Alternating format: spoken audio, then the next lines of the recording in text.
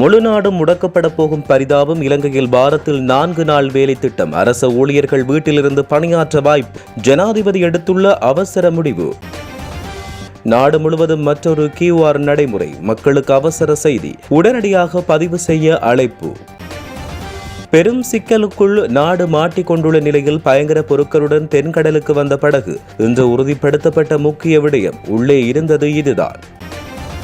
இறக்குமதி செய்யப்படும் பொருட்களை விலை அதிகரித்து விற்க முடிவு. நாட்டின் கடும் இறுக்கமாகும் பொருளாதார நிலை. அமைச்சர் வெளியிட்ட முக்கிய செய்தி. சிம்ம சொப்பனமாக்கும் கார்முஸ் நீரிணை. ஈரான் வெளியிட்ட நக்கல் அறிவிப்பு. கடலுக்கு அடியில் காத்திருக்கும் நீரடி தாக்குதல் படகுகள். எரிபொருளுக்கான QR நிரப்பு நிலையங்களுக்கு வெளியான எச்சரிக்கை. பிழை விட்டால் உரிமப்பத்திரம் ரத்து. கடும் இறுக்க நிலையில் எரிபொருள் விநியோகம். ஈரானிய புதிய உச்சத்தலைவர் உயிருடன் இல்லை. ட்ரம்ப் வெளியிட்ட தகவலால் பரபரப்பு. உண்மை என்ன? தங்களை கொலை செய்து விடுவார்கள் என கூறி புகலிடம் கோரிய ஈரானிய வீராங்கனைகளை மீண்டும் தாயகம் திரும்ப முடிவு. விளக்கம் கொடுத்த ஆஸ்திரேலியா. பரிதாப நிலையில் வீராங்கனைகள். இஸ்ரேல் பிரதமர் கொல்லப்பட்டாரா? வதந்திக்கு முற்றுப்புள்ளி வைத்து நெதன்யாகுவின் காணொளி. ஈரானிய ராணுவ அதிகாரிகளுக்கு செருப்படி பதில்.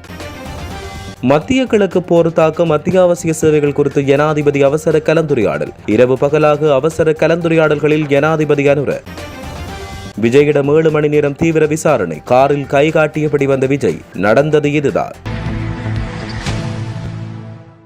மத்திய கிழக்கில் நிலவுகின்ற போர் சூழலால் உருவாகியுள்ள நிலைமையினை முன்கூட்டியே கணிக்க முடியாதென்றும் வளர்ந்து வரும் புதிய சவால்களை தொடர்ந்து கண்காணித்து ஒரு நாடாக அவற்றுக்கு கூட்டு முயற்சியுடன் முகம் கொடுக்க வேண்டும் என்றும் ஜனாதிபதி அனுரகுமார திசாநாயக்க தெரிவித்தார். தற்போதைய சூழ்நிலையில் அத்தியாவசிய சேவைகளை முறையாக பேணுவதில் எழுந்துள்ள சவால்கள் குறித்து சம்பந்தப்பட்ட அமைச்சுக்களின் செயலாளர்கள் மற்றும் நிறுவன தலைவர்களுடன் இன்று ஜனாதிபதி அலுவலகத்தில் நடைபெற்ற கலந்துரையாடலின் போது ஜனாதிபதி இவ்வாறு குறிப்பிட்டார். இந்த கலந்துரையாடலின் போது எரிபொருளை சிக்கனமாக பயன்படுத்துவதை உறுதிப்படுத்தும் நோக்கில் அரசு ஊழியர்கள் வீட்டிலிருந்து பணியாற்றுவதற்கான சாத்தியக்கூறுகள் குறித்து ஆராய்ந்து அறிக்கை சமர்ப்பிக்குமாறு ஜனாதிபதி ஆலோசனை வழங்கினார். நாட்டின் சாதாரண மக்கள் போக்குவரத்துக்காக குறைக்கப்பட்டு நாடு மூடிய போக்குவரத்து முறைக்குள் கொண்டுவரும் பட்சத்தில் எரிபொருளை சிக்கனமாக பயன்படுத்த முடியும் என்ற நிலை தற்போது ஏற்பட்டுள்ளது. தேவேந்திர முனைக்கு தெற்கே ஆழ்கடல் பகுதியில் நேற்று கண்டுபிடிக்கப்பட்ட பல நாள் மீன்பிடி படகில் ஹெரோயின் போதைப்பொருள் இருப்பது உறுதி செய்யப்பட்டுள்ளதாக பாதுகாப்பு பிரதியமைச்சர் அருண் ஜெயசேகர தெரிவித்தார். குறித்த பல நாள் மீன்பிடி படகு இன்று காலை திகோவிட்ட மீன்பிடி துறைமுகத்துக்கு கொண்டு வரப்பட்டது. போதைப்பொருள் அடங்கியிருப்பதாக சந்தேகிக்கப்படும் உரமூட்டைகளை ஏற்றிச் சென்ற உள்நாட்டு பல நாள் மீன்பிடி படகொன்றுடன் 5 சந்தேக நபர்கள் நேற்று கைது செய்யப்பட்டனர். கடற்படையின் நீண்ட தூர கண்காணிப்பு பிரிவால் முன்னெடுக்கப்பட்டிருந்த விசேட சுற்றிவளைப்பின் போது குறித்த சந்தேக நபர்கள் கைது செய்யப்பட்டனர்.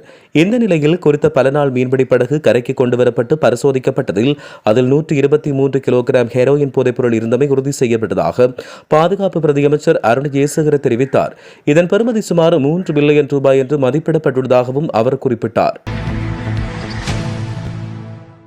உர விநியோகத்தை முறைப்படுத்துவதற்காக QR குறியீடு நடைமுறையை அறிமுகப்படுத்த தீர்மானிக்கப்பட்டுள்ளதாகவும் இதற்கான முன்னோடி திட்டம் விரைவில் நடைமுறைப்படுத்தப்படும் என்றும் விவசாயம், கால்நடை, காணி மற்றும் நீர்ப்பாசன அமைச்சர் கேடி லால்காந்த் தெரிவித்தார்.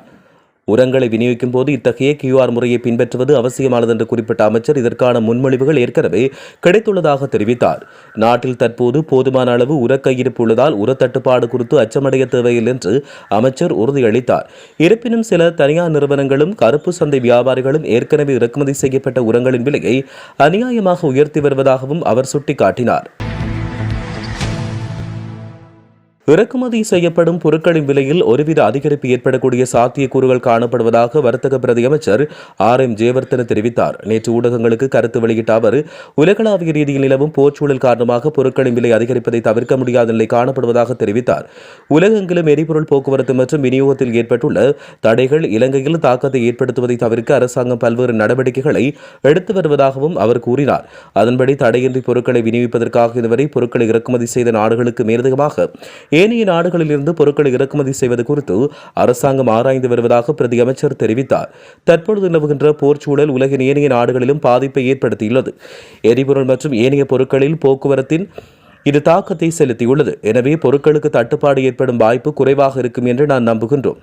அதே நேரம் எமது கட்டுப்பாட்டுக்கு அப்பாற்பட்ட காரணிகளால் விலையில் ஓரளவு அதிகரிப்பு ஏற்படுவதை தவிர்க்க முடியாது என்றும் அவர் சுட்டிக்காட்டினார்.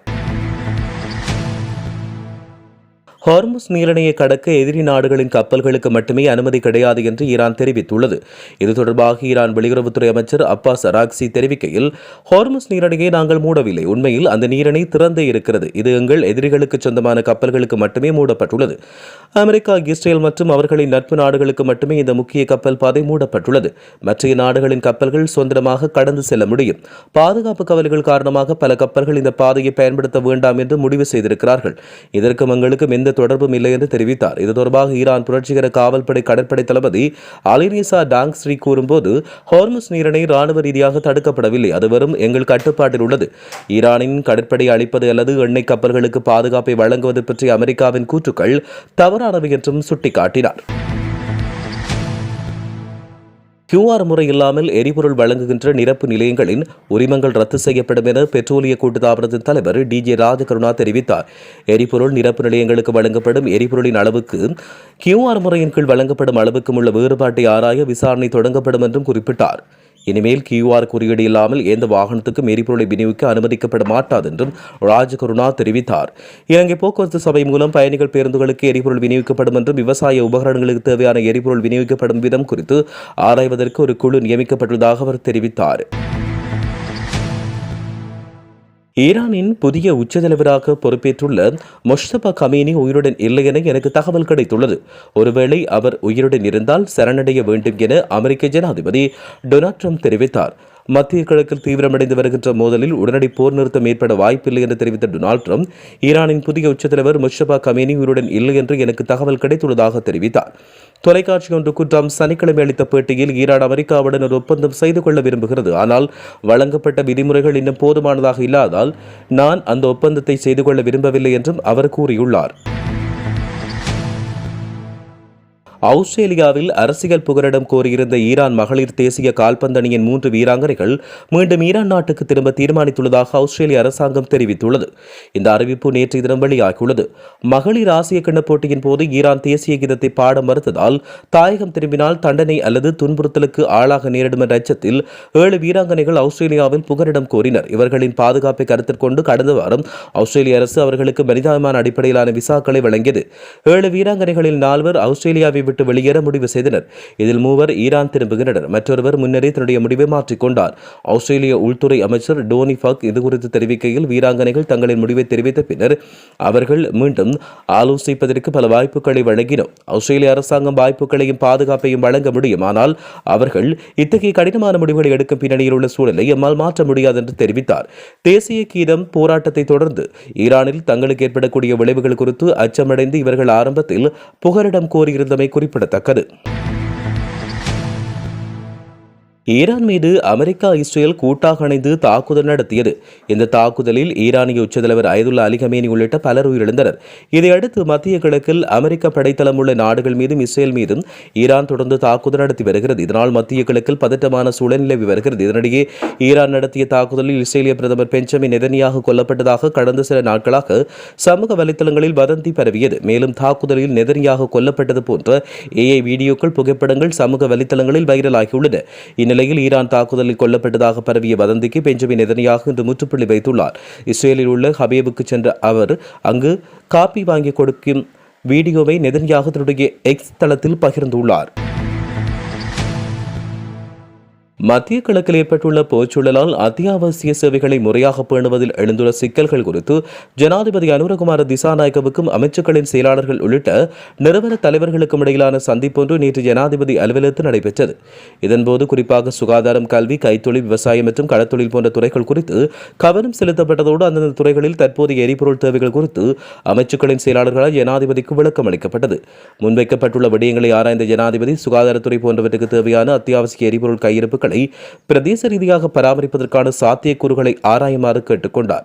அதேபோல வீட்டிலிருந்து பணியாற்றும் முறைமை குறித்து மேலும் ஆராய்ந்து அறிக்கை சமர்ப்பிக்குமாறு செயலாளர்களுக்கு அவர் அறிவுறுத்தினார். எதிர்காலத்தில் ஏற்படக்கூடிய நிலைமைகள் குறித்து முன்கூட்டியே எதிர்ப்பு கூற முடியாது என்பதால் எந்தவொரு சூழ்நிலையையும் எதிர்கொள்ள தயாராக இருக்க வேண்டியதன் அவசியத்தையும், அதற்காக தற்போது அறிமுகப்படுத்தப்பட்டுள்ள டிஜிட்டல் குறியீட்டு முறை QR கோட் மேலும் முறைப்படுத்த வேண்டியதன் அவசியத்தையும் ஜனாதிபதி வலியுறுத்தினார்.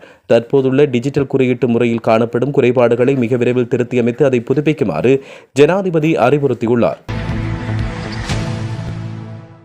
கரூர் கூட்ட நெரிசல் உயிரிழப்பு விவகாரத்தில் டெல்லி சிபிஐ தலைமை அலுவலகத்தில் 3வது முறையாக ஆஜரான தமிழக வெற்றிக் கழகத்தின் தலைவர் விஜயிடம் அதிகாரிகள் 7 மணி நேரம் தீவிர விசாரணை நடத்தியுள்ளனர். கரூர் வேலுசாமிபுரத்தில் தமிழக வெற்றிக் கழகத்தின் தலைவர் விஜய் கலந்து கொண்ட கூட்டத்தில் நெரிசல் ஏற்பட்டு 41 பேர் உயிரிழந்தனர். இதுகுறித்து நீதிமன்ற உத்தரவின் பேரில் சிபிஐ விசாரணை நடத்தி வருகிறது. டெல்லியில் உள்ள சிபிஐ தலைமை அலுவலகத்தில் விஜய் 2 முறை ஆஜராகி விளக்கம் அளித்தார். மீண்டும் விசாரணைக்கு ஆஜராகுமாறு 3வது முறையாக அவருக்கு அழைப்பாணை பிறப்பிக்கப்பட்டது. இதையடுத்து சென்னை இருந்து தனி விமானத்தில் அவர் கடந்த 14ஆம் தேதி டெல்லிக்கு புறப்பட்டுச் சென்றார். ஆதவ் அர்ஜுனா, நீல்மர் குமார் உள்ளிட்ட கட்சியின் நிர்வாகிகளும் உடன் சென்றனர். டெல்லியில் நட்சத்திர விடுதியில் தங்கியிருந்த விஜய் சிபிஐ தலைமை அலுவலகத்தில் நேற்று காலை ஆஜரானார். காலை 11 மணிக்கு அவரிடம் விசாரணை தொடங்கியது. குறிப்பாக பிரச்சாரத்துக்கு விஜய் தாமதமாக வந்ததுதான் நெரிசலுக்கு காரணமாக என்ற கோணத்தில் அதிகாரிகள் அடுக்கடுக்கான கேள்விகளை எழுப்பியிருந்தனர். அதிகாரிகள் புதிதாக பல்வேறு கேள்விகளை எழுப்பினர். அத்துடன் ஏற்கனவே கேட்ட கேள்விகளை மீண்டும் கேட்டிருந்தனர். முன்பு அளித்த பதிலைத்தான் விஜய் கூறுகிறாரா, மாற்றி மாற்றி கூறுகிறாரா என்பதை பதிவு செய்து கொண்டனர். மாவட்ட ஆட்சியர், போலீஸ் உயரதிகாரிகள் அளித்த பதில்களுக்கும் கட்சி நிர்வாகிகள் அளித்த விளக்கங்களுக்கும் இடையே உள்ள முரண்பாடுகளை முன்வைத்து விஜயிடம் அதிகாரிகள் பல கேள்விகளை எழுப்பியதாக கூறப்பட்டுள்ளது. இதற்காக பல முக்கிய ஆவணங்களையும் அதிகாரிகள் அவரிடம் காண்பித்து விளக்கம் பெற்றனர். இந்த விசாரணை 7 மணி நேரம் நீடித்தது. விசாரணை முடிந்து மாலை 6 மணியளவில் சிபிஐ அலுவலகத்திலிருந்து விஜய் வெளியேறியுள்ளதாகவும் தகவல்கள் தெரிவிக்கின்றன.